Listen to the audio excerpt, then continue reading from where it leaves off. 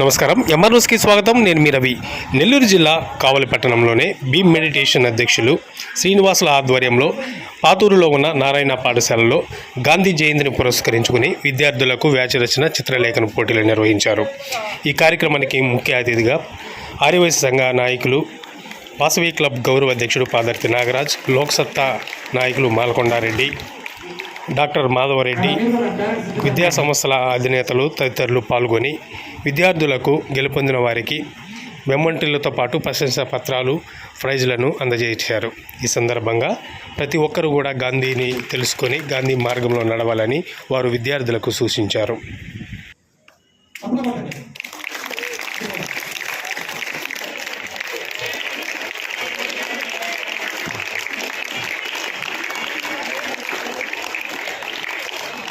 ఆరోగ్యంగా ఎదగడానికి పర్యావరణం పరిరక్షించుకోవాలి.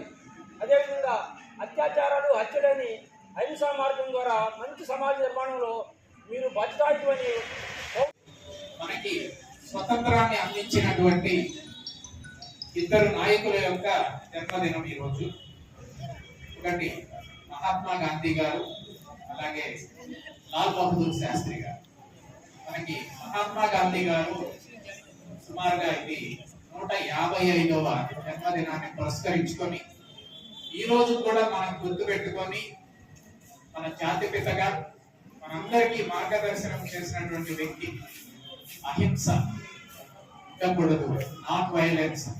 ఇది ఒక భారతదేశానికే కాదు, ప్రపంచవ్యాప్తంగా మన భారతీయుడు అయినటువంటి గాంధీజీని గుర్తు చేసి గుర్తించి ఈరోజు ఈ యొక్క అక్టోబర్ 2ని మన ఐక్యరాజ్య సమితి వారు ఏం చేశారంటే వరల్డ్ నాన్ వైలెన్స్ డేగా కూడా ప్రకటించారు. అంటే ప్రపంచం మొత్తం కూడా ఈరోజు మన యొక్క మహాత్ముని గుర్తించుకునేటటువంటి రోజు.